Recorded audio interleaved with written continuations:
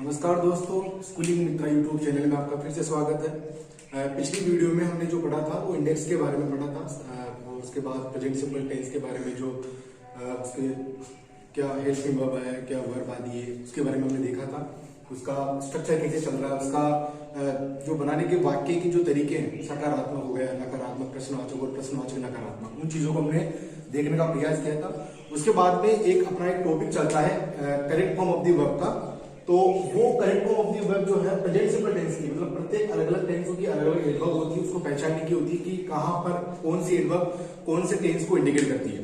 यहाँ जो है वो प्रेजेंट सिंपल टेंस की एडवर्ब आ रही है, जिनको अपन देखेंगे। जैसे अब डेली है ना, डेली का मतलब होता है रोजाना या प्रतिदिन। ऑलवेज, ऑलवेज का मतलब हुआ हमेशा। नेवर, कभी नहीं। रेयरली और बेयरली का मतलब हो गया कि मुश्किल से ही। सेल्डम, इसका मतलब हुआ कभी कभार। जनरली और नॉर्मली, इनका मतलब होता है सामान्यतः। अकेजनली, किसी अवसर पर, इस तरह से किसी अकेजन के ऊपर बात करने के लिए। ईच और एवरी, इनका मतलब हुआ प्रत्येक। इनके साथ डे, वीक, मंथ, ईयर, इस तरह से आप लगा सकते हो। जैसे each day, each week, each month, year, या एवरी वीक, एवरी मंथ, इस तरीके से। ईच और एवरी दोनों का मतलब होता है प्रत्येक, लेकिन ये ईच और एवरी जो है उसमें ईच जो है वो काउंटेबल नाउन के अकॉर्डिंग आती है और एवरी जो है वो अनकाउंटेबल में आती है। तो ये जब अपन कभी डिटरमाइनर्स पढ़ेंगे और तो उसके अंदर अपन चलेंगे। फिलहाल के लिए प्रेजेंट सिंपल टेंस जो है उसके ये एडवर्ब है, इनको आप स्क्रीनशॉट ले सकते हो। और उसके बाद इनके कुछ एग्जाम्पल यहाँ पे नीचे दिए हुए हैं, उन एग्जाम्पल को अपन थोड़ा समझेंगे कि इन जो एडवर्ब है इनका प्रयोग जब यहाँ होता है तो किस तरीके से अपन उनको फिलअप कर सकते हैं, तो वो थोड़ा समझेंगे। जैसे पहला सेंटेंस यहाँ पे आया, ये प्रेजेंट सिंपल टेंस की एडवर्ब है, तो इनको अपने को थोड़ा एक बार जनरली याद रखना है। उसके बाद में जब ये इस तरह की जो एडवर्ब कहीं पर भी आपको लगी हुई नजर आए तो आपका ये समझना है कि वो प्रेजेंट सिंपल टेंस होगा। तो जैसे यहाँ पे आया कि निशा खालिस्तान वो एक प्रकार का इसमें वर्ब आ रही है, उसको अपने को फिलअप करना है। तो निशा खालिस्तान गो टू मार्केट डेली। अब इसके अंदर जो है वो एडवर्ब जो अपनी आई है वो डेली है, इससे अपने को पता लग गया कि ये प्रेजेंट सिंपल टेंस का उदाहरण है। तो डेली के हिसाब से प्रेजेंट सिंपल टेंस में वर्ब की फर्स्ट फॉर्म आती है, तो वर्ब की फर्स्ट फॉर्म अपन लगाएंगे। तो यहाँ एक बात ध्यान रखनी है, कभी भी की जो ब्रैकेट में हमेशा दिया हुआ रहता है वो वर्ब की फर्स्ट फॉर्म ही आएगी। और इस वर्ब की फर्स्ट फॉर्म को टेंस के अकॉर्डिंग, उसकी एडवर्ब के अकॉर्डिंग वर्ब की सेकंड फॉर्म में, वर्ब की थर्ड फॉर्म में और हेल्पिंग वर्ब लगाकर अपन बदल सकते हैं। लेकिन फिलहाल यहाँ पे डेली है, इसका मतलब प्रेजेंट सिंपल टेंस हुआ। तो ये बन जाएगा वर्ब की फर्स्ट फॉर्म में सीधा कि निशा गो। और निशा एक वचन है, एक वचन करता है, इसलिए अपन इसके आगे एस और यस मैंने बताया था कि किस तरह जोड़ना है। तो जब कर्ता एक वचन का होता है तो प्रेजेंट सिंपल टेंस में वर्ब की फर्स्ट फॉर्म के साथ में एस और यस का प्रयोग किया जाता है। ये थोड़ा अपने को समझ के चलना है। और अगर कर्ता बहुवचन का होता है तो कुछ कंडीशन में वर्ब के साथ में एस का प्रयोग नहीं किया जाता। मैंने आपको पिछले वीडियो में ये भी बताया था कि वर्ब के फर्स्ट फॉर्म के साथ एस का प्रयोग तो करते हैं, लेकिन एस का प्रयोग जो है उसमें एस का कब और ईएस का कब करें, तो वो भी मैंने बताया था कि एस सी एच ओ ये लास्ट में आ जाए किसी लेटर के तो ईएस का प्रयोग होगा, और ये नहीं आए तो एस का प्रयोग होगा। तो यहाँ करता एक वचन का था, इसलिए अपन ने गो के अंदर ईएस भी जोड़ दिया, तो निशा गोज टू मार्केट डेली। और यहाँ पर एस ने जोड़ के ईएस क्यों जोड़ा, क्योंकि लास्ट में जो गो के अंदर आखिर में ओ आ रहा है, तो जो ओ जो है वो एक ओवल है और इसमें से एस सी एच ओ अक्स में से ये ओ मिल रहा है, इसलिए इसके आगे ईएस लगना। तो निशा गोज टू मार्केट डेली, ये आपका पहला उदाहरण हुआ। दूसरा अपना उदाहरण है कि दे खालिस्तान टू स्कूल ऑलवेज। ऑलवेज जो यहाँ पर आ रहा है ये भी अपनी एक एडवर्ब हो गई। तो इस एडवर्ब के अकॉर्डिंग अपन समझ जाएंगे कि ये प्रेजेंट सिंपल टेंस की, तो यहाँ हो जाएगा दे तो खालिस्तान गो। अब मैंने गो को इसलिए यहाँ पे रखा था कि थोड़ा बहुत इनके बीच में जो डिफरेंस आप समझ सको कि जैसे दे आ रहा तो दे के साथ में अभी मैं फिलहाल गो का ही प्रयोग करूंगा, एस यस नहीं लगाऊंगा, कारण कि ये निशा जो है वो कोई एक वचन करता हुआ और दे जो है वो कोई बहुवचन करता है। दे का मतलब वो वे, तो ये बहुवचन है, तो ये बहुवचन को इंडिकेट कर रहा है, इसलिए अपन वो जो है इसको केवल ऐसा कैसा रख देंगे। और इसमें निशा एक वचन था, इसके अपन ने इसमें एस यस लगाया कि एक वचन कर्ता के साथ एस यस का प्रयोग किया जाता है और बहुवचन के साथ एस यस का प्रयोग नहीं किया जाता।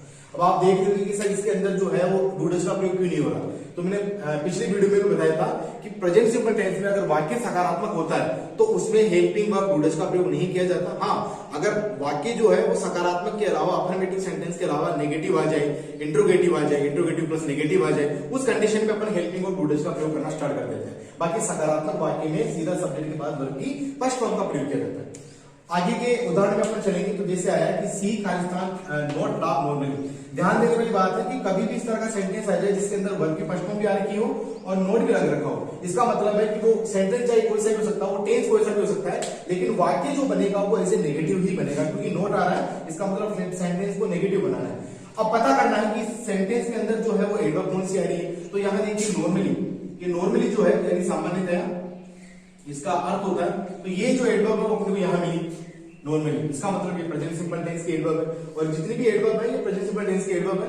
तो इसका पता आपको लग गया, तो इसके हिसाब से आप समझ सकते हैं कि इसके बाद में अपन जो है वाक्य में प्रेजेंट सिंपल टेंस का ही प्रयोग करेंगे। लेकिन थोड़ा इसमें ये है कि यहाँ तो अपने सब्जेक्ट के बाद में वर्ब की फर्स्ट फॉर्म लगा दी, लेकिन यहाँ जो है वो सीधा वर्ब के फर्स्ट फॉर्म का प्रयोग नहीं करेंगे, क्योंकि अब नोट आ रहा है। तो जब नोट आना स्टार्ट हो जाता है, जब वाक्य में नेगेटिव सेंटेंस होता है, जब इंट्रोगेटिव सेंटेंस होता है, तो इस तरह की सेंटेंस के अंदर क्या होता है कि अपने को हेल्पिंग वर्ब लगाना जरूरी हो जाता है। तो सी होता है, तो सी के हिसाब से अपन सी एक वचन का होता है, तो प्रेजेंट सिंपल टेंस की एडवर्ब जो है एक वचन की ही लगाएंगे यहाँ पे। तो वो एक वचन की जो एडवर्ब होगी वो होगी डज, कि सी डज, उसके बाद में अपन नोट का प्रयोग करेंगे यहाँ पे कि सी डज नॉट, और उसके बाद में जो लाभ है उस लाभ को अपन ऐसा कैसा यहाँ पे लिख देंगे कि सी डज नॉट लाभ, वह नहीं हंसती है नॉर्मली, सामान्यतया वह जो है नहीं हंसती है। नेक्स्ट सेंटेंस अपन देखेंगे, यहां आ रहा है he never Khalistan eat mango. अब वह जो है आम कभी नहीं खाता है, तो यहाँ जो एडवर्ब अपन ने देखी वो एडवर्ब नेवर अपन यहाँ मिल गई, तो इसके हिसाब से प्रेजेंट सिंपल हुआ। ही जो है वो एक वचन सिंगुलर सब्जेक्ट हुआ, तो यहाँ अपन सिंपली यहाँ पे कर देंगे ही नेवर ईट्स, तो कभी नहीं खाता है मैंगो आम। ठीक है, नेवर जो है वो अपने आप में खुद में ही नेगेटिव सेंस दे रहा है, इसलिए अपन यहाँ पे कोई एज ए हेल्पिंग का प्रयोग नहीं करेंगे। आगे सेंटेंस है कि कभी कभार क्या होता है कि माध्यमिक शिक्षा बोर्ड में जो अंग्रेजी का पेपर होता है उसमें कभी कभी आपको एक खाने की जगह दो खाने दे दिए जाते हैं, दो खानों को आपको फिलअप करना होता है। उस कंडीशन में चकरा जाने वाली बात हो जाती है कि इस पहले वाले खाने में क्या करें या उसमें क्या करेंगे, तो नॉर्मली क्या यहाँ पर अपन फंसे जाते हैं। तो जब कभी भी दो तरह के अगर खालिस्तान आपको नजर आए, तो आपको एक बात हमेशा ध्यान रखनी है कि पहले वाला जो खाना रहेगा उसमें हमेशा हेल्पिंग वर्ब आएगी, और जो नेक्स्ट वाला खाना रहेगा उसके अंदर वर्ब का प्रयोग होगा। तो यहां अपने को पता करना है कि हेल्पिंग वर्ब जो अपने को लगानी है वो उसमें कौन सा एडवर्ब आ रही है, कौन से एडवर्ब के अकॉर्डिंग अपन टेंस में जाएगी, उसकी हेल्पिंग वर्ब अपने को इस जगह लगानी है। तो एडवर्ब ढूंढेंगे, तो यहाँ चलेंगे, यहाँ पे रोनित आ रहा है, एक सब्जेक्ट हुआ, स्पीक एक वर्ब हुई, इंग्लिश एक ऑब्जेक्ट हो गया। तो जनरली जो यहाँ पे लिखा हुआ है, ये जनरली जो है ये आपकी एडवर्ब हो गई। यहाँ पे आप देख सकते हो ये जनरली जो है वो प्रेजेंट सिंपल टेंस की एडवर्ब है, तो ये अपने को यहाँ मिली, इसका मतलब वो ये प्रेजेंट सिंपल टेंस है। तो अब यहाँ पर जो भरना है वो अपने को हेल्पिंग वर्ब लगानी है, लेकिन यहाँ हेल्पिंग वर्ब जो होती है वो दो है, डू और डज, ये दो तरह की यहाँ पे हेल्पिंग वर्ब है। अब दो में से कोई एक लगानी है, तो सीधी बात बिना किसी तरीके से फंसे हुए अपन सीधा देख सकते हैं कि सब्जेक्ट जो है अगर वो एक वचन का है तो अपन एक वचन की लगाएंगे, अगर यहाँ बहुवचन सब्जेक्ट होता है तो अपन जो हेल्पिंग वर्ब है वो बहुवचन की लगाते हैं। रोनित आ रहा है, कोई लड़के का एक का नाम है, तो अपन यहाँ पे डू और डज में से केवल डज का प्रयोग कर देंगे, जो कि एक वचन को इंडिकेट करता है। तो यहाँ पर अपन ने लगा दिया डज, तो डज रोनित। उसके बाद में जो स्पीक है यानी जो वर्ब है उसको लिखेंगे, तो सिंपली आपको पता है कि प्रेजेंट सिंपल टेंस में वर्ब की फर्स्ट फॉर्म आती है, तो डज रोनित, और सीधा इसको ऐसा कैसा लिख देंगे कि does Ronit speak English. Generally क्या रोनित जो है वो सामान्यतया अंग्रेजी बोलता है, इस तरीके से। नेक्स्ट सेंटेंस हुआ खालिस्तान आ रहा है, फिर दो खालिस्तान आ रहे हैं, तो आपको ये चीज को हमेशा के लिए तो खत्म ही करना है कि जब दो खालिस्तान आए तो करना क्या पड़ेगा, कुछ नहीं। पहले में हेल्पिंग वर्ब आएगी, किसी भी टेंस के अकॉर्डिंग जो एडवर्ब उसके साथ में हेल्पिंग वर्ब आएगी, दूसरे में वर्ब का प्रयोग होगा। और यहां भी आपको लगा हुआ मिल जाएगा, लास्ट में जो प्रश्नवाचक चिन्ह है वो आपको यहाँ मिलेगा। यहां चलेंगे तो खालिस्तान आया, फिर यू आया, फिर खालिस्तान को एवरी यहाँ पे लिखा हुआ है। एवरी जो है इससे अपने को जानकारी मिल गई, पता लग गया कि ये प्रेजेंट सिंपल टेंस हुआ, तो सिंपली डू डज का प्रयोग करना और फर्स्ट फॉर्म। तो यहाँ जो है अब सब्जेक्ट को देखना है, यहाँ रोनित को देख के अपने एक वचन की लगाई थी, लेकिन यू जो है वो बहुवचन का है, तुम जो है वो बहुवचन को इंडिकेट करता है, प्लूरल सब्जेक्ट हुआ, बहुवचन का करता हुआ, इसलिए डज का प्रयोग ना करके अपनी बार पर प्रयोग करेंगे डू का। तो यहाँ पर करेंगे डू यू। उसके बाद में मैं एक चीज यहाँ पे वर्ब लिखना भूल गया, do you know, sorry do you use.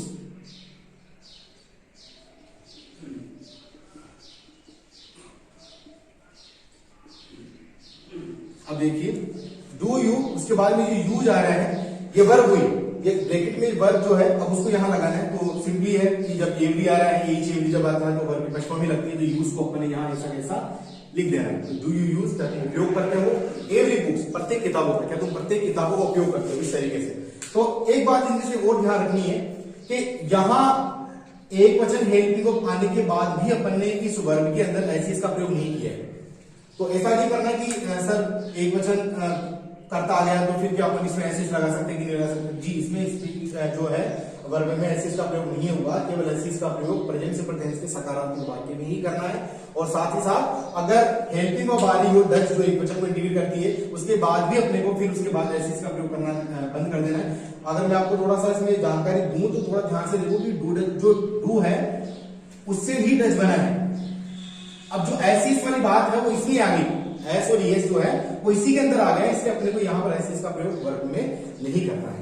तो ये आपका हुआ प्रेजेंट सिंपल टेंस की जो एडवर्ब है उसके बारे में आपको इसमें जानकारी प्राप्त हुई है। उसके बाद जो है आप इससे थोड़ा अभ्यास करना है और एक एडवर्ब को एक बार याद करना। अगर आप 2-3 बार पढ़ोगे तो आपको जनरली चीज याद हो जाएगी, ठीक है, ताकि आपको वहां इस तरह की कोई प्रॉब्लम नहीं है पेपर के अंदर। तो ये प्रेजेंट सिंपल टेंस की एडवर्ब के बारे में मैंने आपको पढ़ाया। इसके बाद में आपने जो पहले एडवर्ब देखी थी तो उसके एडवर्ब के जो उदाहरण आपने देखे थे, daily, always, seldom, rarely, barely, each, every, इस तरह की जो एडवर्ब थी उनको देखकर आप प्रेजेंट सिंपल टेंस के बारे में पता लगा सकते हैं। लेकिन कुछ उदाहरण ऐसे भी होते हैं जिसमें एडवर्ब का प्रयोग नहीं किया जाता है, कभी कभार एडवर्ब नहीं आती है और उनमें उस सेंटेंस को उसके जो उसका मूल होता है उन चीजों से पहचाना जाता है। क्योंकि अभी जैसे अगर आपको बताना चाहूँ तो कुछ चीजें होती है उनके आधार पर अपन टेंस को पहचान सकते हैं। तो अभी अपन जो फिलहाल पढ़ रहे थे वो प्रेजेंट सिंपल टेंस पढ़ रहे थे, ये सिंपल टेंस था वो पढ़ रहे थे। तो ये सिंपल टेंस में हमेशा वर्ब की फर्स्ट फॉर्म आती है, ये अपने को ध्यान रखना है। इससे पहले जो मैंने आपको एडवर्ब पढ़ाई थी वो जितनी भी एडवर्ब थी वो हमेशा वो प्रेजेंट सिंपल टेंस को ही इंडिकेट करती है, इसका मतलब वो वर्ब की फर्स्ट फॉर्म को ही साथ में लेती है। इनके अलावा कुछ चीजें हैं जिनमें भी वर्ब के फर्स्ट फॉर्म का प्रयोग किया जाता है। जैसे कुछ अगर इसको पढ़े कि इस टेंस में यानी इस प्रेजेंट सिंपल टेंस में यूनिवर्सल ट्रूथ यानी शाश्वत सत्य जो होता है, यानी सांसारिक जो सत्य है जो बदला नहीं जा सकता हो, तो ये यूनिवर्सल ट्रूथ, मैथमेटिकल फैक्ट, कुछ गणितीय तथ्य होते हैं जिनको अपन बदल नहीं सकते हैं, साइंटिफिक फैक्ट होते हैं, कुछ वैज्ञानिक तथ्य होते हैं, हैबिचुअल फैक्ट होते हैं, आदत संबंधी कुछ चीजें होती हैं, प्रोवर्ब्स, इडियम्स, कुछ कहावतें, मुहावरे भी होते हैं। ये कुछ ऐसी चीजें होती है जिनको उसी रूप में ही रखा जाता है और सही तरीके से मैं बोलूं तो उनको अपन बदल नहीं सकते, वो चेंज नहीं होती, वो जैसे पहले थी आज भी वही है और इन फ्यूचर भी वो हमेशा वैसी ही रहेगी।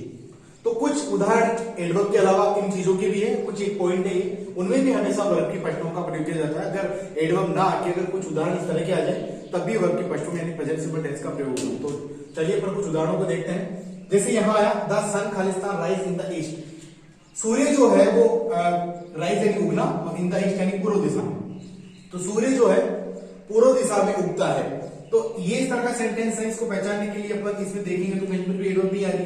लेकिन अगर सेंटेंस के मूल भाव को समझे, अगर आप सेंटेंस समझ पा रहे हो तो इसमें आप देख सकते हैं कि सूर्य जो होता है, सूर्य का उगना है पूर्व दिशा में, तो सूर्य पूर्व दिशा में उगता था या उगा करता था या उगेगा, इस तरह का सेंटेंस तो बनेगा नहीं। जो काम रोजाना होता है, जो एक यूनिवर्सल ट्रूथ है, एक शाश्वत सत्य है, सांसारिक तथ्य होता है, इस तरह के सत्य को दिखाने के लिए आप हमेशा वर्ब के फर्स्ट फॉर्म का ही प्रयोग करेंगे। तो सूर्य जो है पूर्व दिशा में उगता है, तो यहाँ अपन सीधा लिखेंगे प्रेजेंट सिंपल टेंस, सकारात्मक वाक्य है, हेल्पिंग वर्ब का प्रयोग होगा नहीं, सीधा सब्जेक्ट के बाद में वर्ब की फर्स्ट फॉर्म लगानी है। करता यहाँ पे जो है सन को एक है, इसलिए आपको अपन ने एस भी लगा देंगे, यानी the sun rises in the east, सूर्य पूर्व दिशा में उगता है, निकलता है। दूसरा एग्जांपल देखिए कि द अर्थ खालिस्तान मूव अराउंड द सन, जो सूर्य जो पृथ्वी है वो सूर्य के चक्कर लगाती है। अब वाक्य में दिख रहा है, जो मैं बोल रहा हूं कि सूर्य जो पृथ्वी है वो सूर्य के ही चक्कर लगाती है, ता है, ती है, ते है, तो इस तरह के सेंटेंस आते हैं। तो ये जो सेंटेंस इस तरह के दोनों सेंटेंस मैंने आपको बोले, ये आपके सेंटेंस यूनिवर्सल ट्रूथ के हैं, यानी शाश्वत सत्य जो है उस तरह के सेंटेंस है जिनमें बिना किसी एडवर्ब की पहचान के भी आप सीधा वाक्यों के सेंस को समझ के वर्ब की फर्स्ट फॉर्म का प्रयोग कर सकते हो। तो यहाँ पे अपन करेंगे जो पृथ्वी है वो मूव यानी घूमती है, हिलती है, तो मूव अर्थ एक है, अपन एस लगा दिया, मूव्स, इसमें केवल एस लगा दिया, तो द अर्थ मूव्स, घूमती है, अराउंड द सन, सूर्य के चारों ओर। द वाटर, पानी जो है 800 डिग्री सेल्सियस यानी 100 डिग्री पे ऑयल का बना होता है उबलना, तो साफ साफ अंदाजा लगा रहे हैं कि पानी जो होता है वो 100 डिग्री सेल्सियस पे उबल जाता है। तो यहां पर कर देंगे बॉइल्स, एस इसलिए लगाए क्योंकि जो वाटर है वो एक सिमुलर के अकॉर्डिंग अपन इसको लेके चलेंगे। जो द्रव पदार्थ होता है, जो भी वो लिक्विड होता है, वो हमेशा सिमुलर ही चलता है। तो यहाँ इसको सिमुलर मानते हुए अपन ने वर्ग के अंदर जो ES होता है वो अपन ने यहाँ पे लगाया। आगे चलेंगे तो 2 and 2, 2 और 2 जो होते हैं वो 4 होते हैं।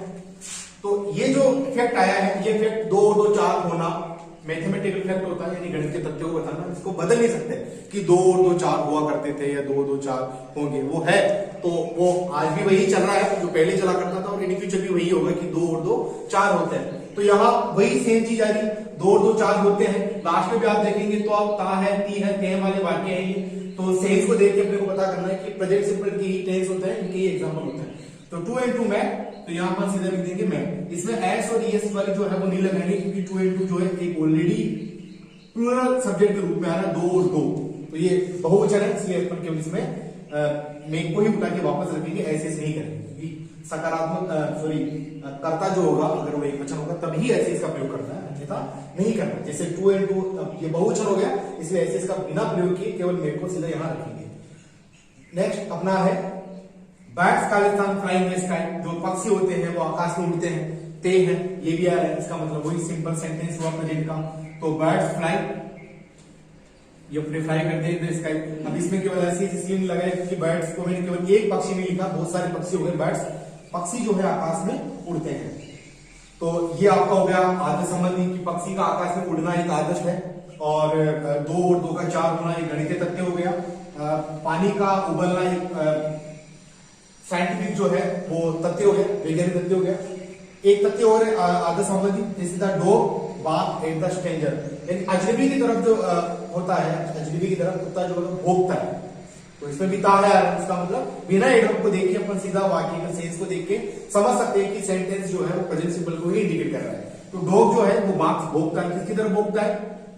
कोई अजनबी आ जाता है तो उसकी तरफ कुत्ता भौंकता है। तो यहाँ पर अपने बाक्स कर दिया, एस इसलिए लगाया, वही बार बार कह रहा हूं कि कर्ता अगर एक वचन होगा तो एस लगेगा, कर्ता बहुवचन होगा तो नहीं लगेगा। अगर मैं यहाँ पे ध्यान से देखना, अगर डॉग की जगह यहाँ पे डॉग्स कर देता कि dogs Khalistan bark at the stranger, तब आप यहाँ पर ऐसे लगाने की जरूरत नहीं थी, क्योंकि कर्ता बहुवचन हो गया तो फिर आप यहाँ पे केवल बार्क कर सकते थे। अभी जो है डॉग एक ही है, तो आप ऐसे यहाँ पे आराम से लगा सकते हो कि द डॉग बार्क्स, कुत्ता जो है वो अजनबी को देख के भौंकता है।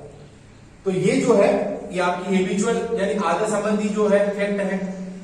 नीचे जो है action Khalistan speak louder than words, ये इडियम्स है, प्रोवर्ब्स होती है, कहावतें, मुहावरे वाली चीजें है। ये जो एक्शन होता है यानी अपना द्वारा जो कार्य किया जाता है, अपना जो कार्य है, स्पीक वो बोलता है लाउडर और ज्यादा तेज देन वर्ड्स, शब्दों की तुलना में। यानी कहावतें होती है कि जैसे अपन कोई काम को अपन मुंह से बोलने की तुलना में अगर अपन उस चीज को कार्य करके दिखाए तो वो ज्यादा महत्वपूर्ण होता है। तो वो वाला इसका मूल भाव निकलता है कि एक्शन जो है, जो अपना कार्य है, वो शब्दों की तुलना में ज्यादा बोलता है, शब्दों की तुलना में ज्यादा महत्वपूर्ण है, वो ज्यादा प्रिय लगता है। आप केवल बोलते जाओ, कुछ काम नहीं करो तो उसका कोई महत्व नहीं है। अगर आप काम करो, बोलो नहीं, तो वो सबसे बड़ा एग्जाम्पल होता है। तो ये भी प्रकार का प्रेजेंट सिंपल टेंस के अकॉर्डिंग भी आएगा कि एक्शन जो होता है स्पीक, तो यहाँ पर अपने कर दिया स्पीक, तो ऐसे इसलिए लगा क्योंकि एक्शन बहुत सारा कार्य हो गया, अगर एक एक्शन होता है ऐसे लगा सकते थे। नेक्स्ट चलेंगे एन एपल, जो एपल होती है कि रखता है डॉक्टर अवे, यानी अगर आपके पास में अगर आप रोज एपल का सेवन करते हैं या नॉर्मली आप जब सेब खाते हैं तो आप डॉक्टर को अपने से दूर रख सकते हो। ठीक है, तो इसके अकॉर्डिंग भी आपका इडियम्स है, प्रोवर्ब्स उसके अकॉर्डिंग एन एपल, तो कीप आप यहाँ पर कर सकते हो।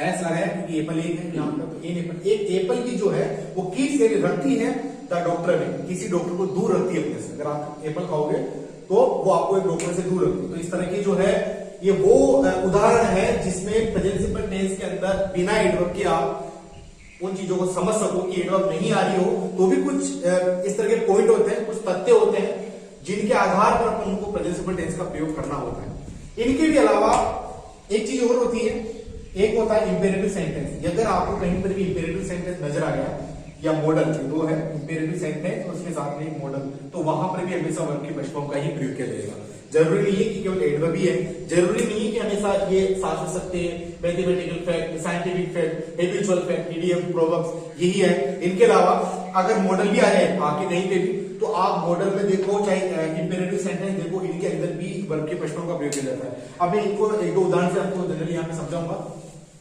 तो थोड़ा अपने को देखना है कि मॉडल आए तो भी अपने को वर्ब के पश्चिमों का ही प्रयोग करना है। और आपने मॉडल में भी पढ़ा होगा उस टाइम पे कि मॉडल जो होता है उसमें हमेशा वर्ब के पश्चिमों का प्रयोग किया जाता है। जैसे मैं आपको कुछ लिखना चाहूँ, अगर वहां पे एग्जाम इस तरह से आ जाए,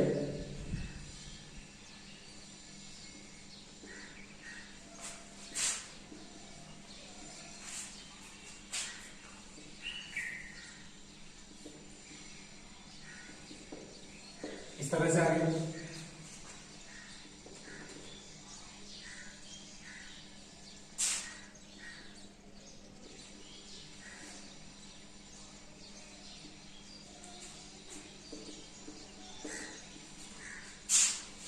इस तरह से आ जाए। तो ये जैसे दो उदाहरण मॉडल के, तो मॉडल में आपको वैसे भी मालूम चल जाएगा कि जो मॉडल होता है वो उसमें can, could, may, might, shall, should, will, would, use to, need not, इस तरह के जो वर्ड होते हैं वो मॉडल के होते हैं। तो आपको साफ साफ दिख रहा है कि केन आ रहा है, मे आ रहा है, शुड भी आ सकता है, वुड भी आ सकता है, मस्ट भी आ सकता है। तो इस तरह के अगर मॉडल के वर्ड अगर मिल जाए तो वहां भी वर्ब के पश्चिमों का प्रयोग करना है। जैसे I can speak in English, तो स्पीक केन आ रहा है, केन को देखते आप बिना सोचे समझे सीधा स्पीक जिसमें वर्ब के पश्चिम होते हैं उसको सीधा उतार देंगे कि I can speak in English, मैं अंग्रेजी में बोल सकता हूँ। मे आई खालिस्तान कम इन सर, कई बार आपने बोल रहे जब आप बाहर रहते हो तो क्लास में लिखने बोलते हो कि मैं कम इन सर, तो जो कम है उसको भी वापस यहाँ उतार देंगे। इसका रीजन क्या रहेगा? रीजन ये रहेगा कि इसमें जो मे आ रहा है वो एक मॉडल हो, और मॉडल जब होता है तो वर्ब के पश्चिमों का प्रयोग किया जाता है। ये हो गया मॉडल का उदाहरण। अब इसके अलावा एक बचा है लास्ट वर्ब के पश्चिमों के लिए इंपेरेटिव सेंटेंस। अगर इंपेरेटिव सेंटेंस आपको कहीं पर भी दिखाई दे तो इंपेरेटिव सेंटेंस में हमेशा वर्ब के पश्चिमों का प्रयोग किया जाता है। अब इंपेरेटिव सेंटेंस जो होता है उसके भी कुछ एक नियम होते हैं, अगर आप स्क्रीनशॉट लेकर एक बार ले सकते हो। इंपेरेटिव सेंटेंस जो है उसको अपने आज्ञार्थक काल का वाक्य बोलते हैं, यानी कोई आज्ञा या आदेश देना या निवेदन करने वाले जो वाक्य होते हैं वो इंपेरेटिव सेंटेंस कहलाते हैं। अभी इसके जो इसका पहचान होती है वो स्टार्ट होती है से वर्ब के पश्चिमों आ जाए, डू आ जाए, या डू नॉट आ जाए, लेट आ जाए, लेटस आ जाए, प्लीज आ जाए, प्लीज, काइंडली। ये इस तरह के जो सेंटेंस है ये इंपेरेटिव सेंटेंस कहलाते हैं, जिसमें हमारे को ये पता चलता है कि ये आज्ञा देने वाले या निवेदन करने वाले वाक्य होते हैं, ये इनकी पहचान होती है। तो वर्ब के पश्चिमों do, do not, let, let's, please, kindly, ये इंपेरेटिव को दर्शाते हैं। तो इनका मैं एक उदाहरण आपको दे दूं, तो इस तरह के सेंटेंस भी अगर आपको कहीं आ जाए, दिख जाए आपको, तो वहां पर भी आपको वर्ब की पश्चिमों यानी प्रेजेंट सिंपल टेंस का ही प्रयोग करना है। जैसे कि यहाँ पे आपको सिंपल लिखा हुआ ऐसे दे दे कि डोंट और खालिस्तान दे दिया, डू यहाँ पे दे दिया वर्ब के according, don't Khalistan that this, जो भी यहाँ पे लगा हुआ मिलेगा आपको। तो इस तरह से अगर आपको एक सेंटेंस दे दिया जाए ऊपर से, जैसे आपको एक और दे दे, आपको इतना करके छोड़ दे लेट्स, और यहाँ पे स्पीक दे दे, वो दे दे, कुछ भी एक वर्ब दे देगा, ऐसा करके छोड़ दे, तो कंफ्यूजन क्रिएट हो जाती है वहां पर जब आप बोर्ड का एग्जाम दे रहे होते हो कि अचानक से इतना छोटा सा सेंटेंस क्या गया। तो और इतने जैसे एक लेना चाहूं,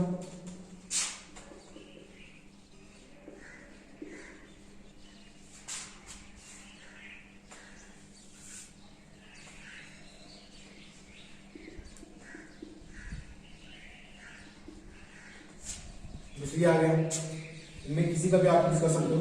जैसे डू तो एक ऑलरेडी वर्ब के पश्चिमों में उसके हिसाब से आता है, ये डू को ऐसे हेल्पिंग के हिसाब से नहीं है।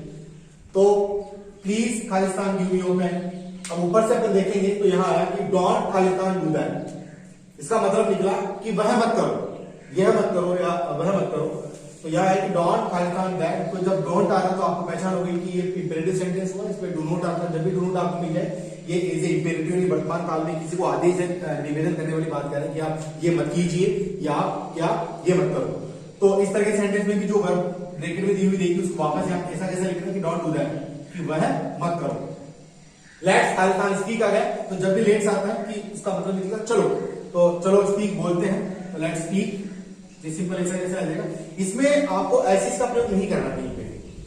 तो लेट्स स्पीक, चलो बोलते हैं, चलो खाते हैं, चलो दौड़ते हैं, चलो जाते हैं, इस तरह के सेंटेंस। लेट्स आ गया, वर्ब के पश्चिम लगाना, डू नॉट आ गया, तब लगाना है। प्लीज या काइंडली से कोई भी आ जाए तो वापस जो वर्ब के पश्चिम आपको ब्रैकेट में दे रखी होगी उसको आप लिख दीजिए। जैसे please give me your pen, क्या please give me your pen, मुझे आप कृपया आपका पेन दीजिए। तो इस तरह के जो सेंटेंस है वो वर्ब के पश्चिमों वाले होते हैं। तो इसके साथ साथ आपने एडवर्ब का पढ़ा था, आपने कुछ इंपॉर्टेंट जो पॉइंट होते हैं, तो जो तथ्य होते हैं वो कुछ एक तथ्य वो भी आपने पढ़े थे, और इसके साथ साथ मॉडल आ जाए तभी आपको वर्ग के प्रश्नों के साथ वो वर्ग के प्रश्नों लगानी है। इसके साथ अगर इंपेरेटिव सेंटेंस का भेज है तो भी वर्ग के प्रश्नों लगानी। एक नॉर्मली एक सेंटेंस कई बार पूछ लेता है,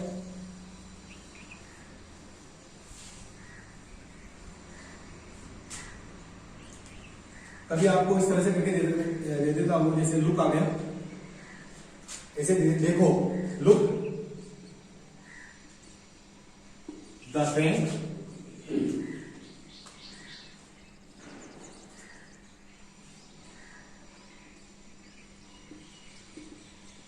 इज कमिंग। ये प्रेजेंट सिंपल टेंस का उदाहरण नहीं है, लेकिन मैं आपको थोड़ा इसमें लेके चलूंगा कि अब जैसे ये सेंटेंस हुआ, इस सेंटेंस के अंदर लुक जो है, look the train is coming, ये सेंटेंस है प्रेजेंट कंटिन्यूस का। अब यहां पर कहीं पर भी एडवर्ब का प्रयोग नहीं हो रहा है। अब ये सेंटेंस में जैसे बन के आता, लुक लगा देता है, यहाँ पे ट्रेन करके खालिस्तान देखिए, और यहाँ पे आपको ब्रेकेट दे देता, और यहां दे देता आपको कम। मैं इससे जो अन्य चीज है इसको थोड़ा कनेक्ट करके बोलना चाहूंगा कि जैसे इस तरह का सेंटेंस आ गया। अब इसमें कंफ्यूजन ये थी कि इसमें कौन सी एडवर्ब लगाए, ना तो इसमें कोई एडवर्ब आ रही है ना कोई अन्य चीज आ रही है, तो सेंस निकालना है तो यहाँ आया लुक, और इसमें विस्मयादिबोधक जो चिन्ह है वो आपके इंटरजेक्शन वाला जो साइन है वो लगा हुआ है कि लुक द ट्रेन खालिस्तान कम। तो यहाँ पर आप कम से नहीं कर सकते, तो पता कैसे करेंगे, तो बिना एडवर्ब के कुछ चीजें ऐसी होती है कि आपको हमेशा डिफरेंट ही रहना कि हमेशा एडवर्ब ही आए कोई में कोई सेंटेंस का जवाब दूं। कभी कभी कोई ऐसी चीज आती है जिसमें सेंस को देखते हुए अपने को उसको जो करेक्ट ऑफ द वर्ब उस वर्ब को भरना पड़ता है। तो जैसे यहाँ है कि लुक द ट्रेन, देखो ट्रेन जो है वो आ रही है, ये इसमें बनेगा, ऐसा नहीं बनेगा कि देखो ट्रेन आती है, तो बनेगा look the train is coming, देखो ट्रेन आ रही है, देखो चोर जा रहा है, देखो पुलिस चोर के पीछे भाग रही है। तो इस तरह से लुक, इस तरह से वर्ड अगर आ गए तो वो प्रेजेंट कंटिन्यूस के अंदर चला जाता है। तो ये भी अपन आगे पढ़ेंगे इस तरीके से। तो इसका टोटल जो सार निकल के आ रहा है, इसका जो समरी निकल के आ रही है वो ये है कि एडवर्ब जो है वो पर्टिकुलर एडवर्ब का प्रयोग ना भी हो तो भी कुछ ऐसे सेंटेंस होते हैं जिनको उसके भाव के अनुसार, उसका जो सेंस है उसके अनुसार अपने को लेना होता है। जैसे अभी आपके पहले आया था जो कुछ ट्रुथ थे, कुछ फैक्ट थे, और कुछ ऐसी चीजें हैं जैसे मॉडल आ गया, इंपेरेटिव सेंटेंस आ गया, तो इन चीजों के अंदर भी वर्ग के प्रश्नों का प्रयोग किया जाता है। तो अब तक आपने जो पढ़ा वो प्रेजेंट सिंपल टेंस के लिए था, वर्ग के प्रश्नों का प्रयोग करना। तो ये चैप्टर जो है प्रेजेंट सिंपल टेंस का वो एडवर्ब का और प्रेजेंट सिंपल टेंस वो क्लियर हुआ है। आने वाले टाइम के अंदर अपन जो नेक्स्ट वीडियो आएगी उसके अंदर अपन पास्ट सिंपल टेंस को लेके चलेंगे। उसके टेंस संबंधी चीजें हो गई, उसके नियम स्ट्रक्चर हो गए, वाक्य हो गए, उसके बाद में जनरल इसी तरह से फिर उसका एडवर्ब का प्रयोग करना, उसमें कौन कौन सी एडवर्ब होती है और अन्य तरीके से कौन सा वाक्य बनता है, वो अपन आगे ये वीडियो में लेके चलेंगे। तो अब तक जो आपने पढ़ा वो प्रेजेंट सिंपल का टेंस और उसके एडवर्ब वगैरह वो सारे। धन्यवाद।